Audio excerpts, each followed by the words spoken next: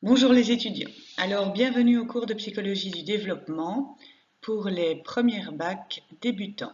Alors, je m'appelle Valérie Segon, je serai votre professeure durant toute cette année et vous m'aurez aussi normalement en psychologie des apprentissages.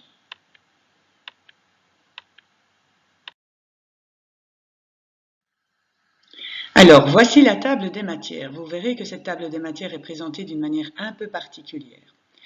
Les notes de cours qui sont ici sont proposées sous format vidéo, mais sur le site courssegonval.com, vous pourrez aussi les trouver sous format PDF.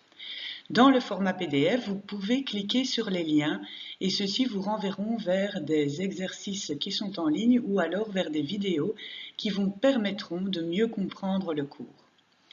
Afin de bien étudier ce cours, je vous conseille vivement de venir au cours d'une part, mais aussi de travailler à domicile grâce aux outils qui vous sont proposés.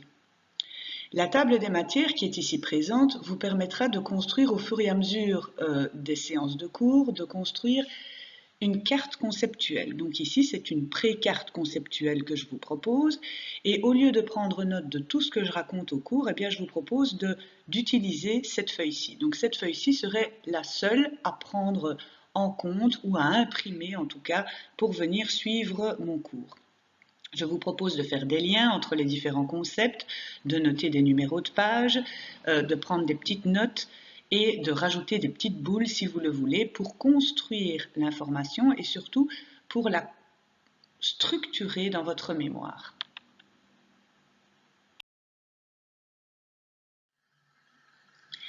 Alors, vous verrez que les différents chapitres vous sont proposés avec des codes couleurs. Donc, l'introduction est en vert, tout comme elle l'est aussi dans la carte conceptuelle que vous venez de voir sur la page. Ici, vous avez les différentes définitions qui sont à étudier, pas par cœur, mais en essayant de comprendre. Alors ici, vous avez aussi un exercice qui vous est proposé.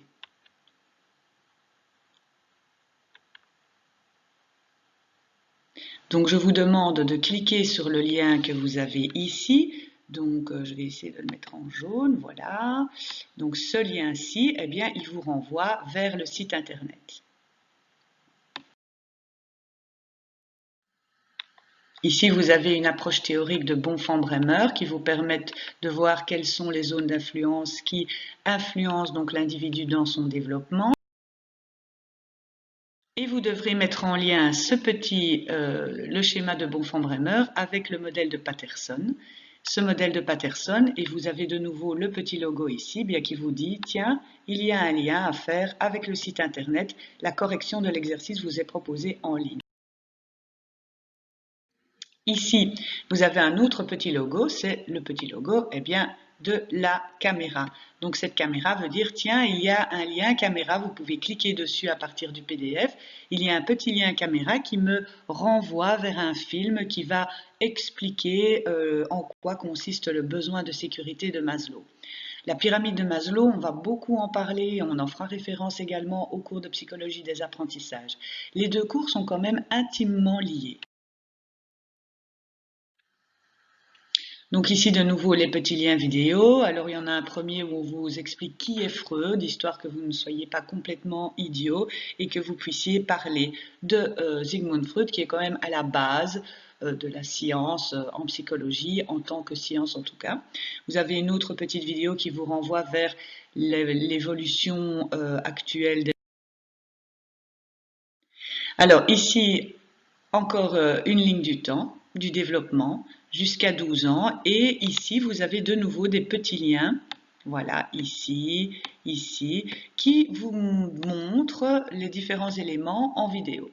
Alors, je vous conseille vivement d'étudier cette ligne du temps assez rapidement et de l'utiliser en regard de votre carte conceptuelle parce qu'elle va vous permettre de vous y retrouver et de faire les liens entre les différents chapitres. Pourquoi faire les liens entre les différents chapitres? Eh bien, simplement parce que mon examen sera un examen de compréhension. Donc, vous devez connaître les concepts, mais surtout, vous devez les comprendre et être capable de les mettre en lien les uns avec les autres. Donc, il faut étudier d'une part de manière tout à fait académique, à savoir faire de la mémorisation, et pour ça, vous avez un petit quiz en ligne. Mais vous devez aussi, sur base de ces connaissances déclaratives, pouvoir faire les liens entre les différents éléments. Autrement dit, vous devez comprendre l'information. Ces petits liens vidéo vous permettent d'affûter votre compréhension. Le fait de connaître la ligne du temps complète du cours avant de commencer à venir au cours et à étudier véritablement ce cours, eh bien, vous permettre de directement bien structurer l'information dans votre mémoire et d'accélérer le travail de mémorisation.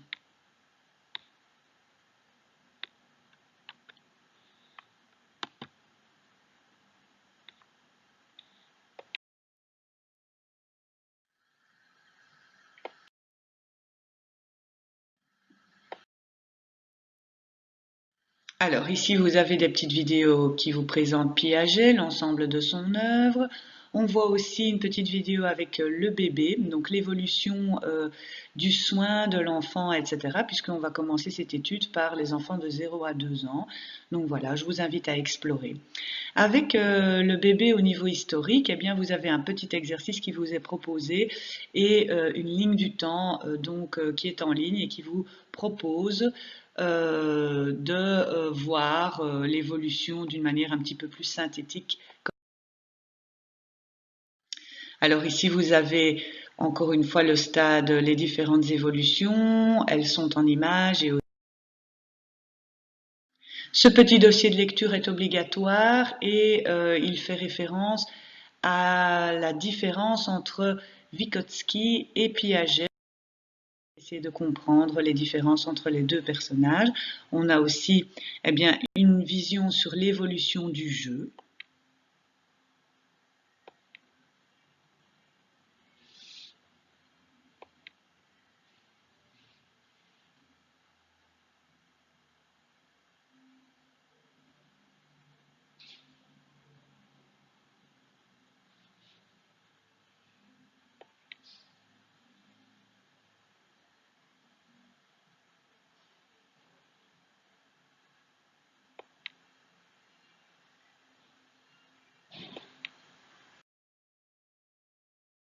Alors ici, vous avez deux vidéos en cliquant sur les images qui vous permettent de faire une petite analyse de cas, donc la différence entre un enfant qui est au stade sensorimoteur et au stade préopératoire qui joue.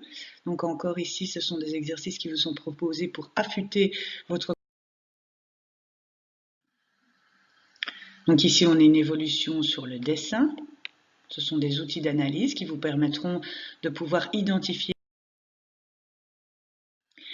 Ici, vous avez les concepts liés à la période préopératoire avec l'égocentrisme, l'animisme, une petite analyse. Le 5, la causalité, la représentation. Le stade opératoire concret, c'est-à-dire des enfants de 7 à 12 ans. Alors là, les concepts vont commencer. Vous aurez à ce moment-là une synthèse, un exercice de synthèse qui vous sera proposé en ligne et qui vous permettra de réaliser une synthèse complète du cours dans les interactions entre les différents concepts théoriques que nous aurons vus ensemble. Alors il y a la notion de classification logique, d'inclusion.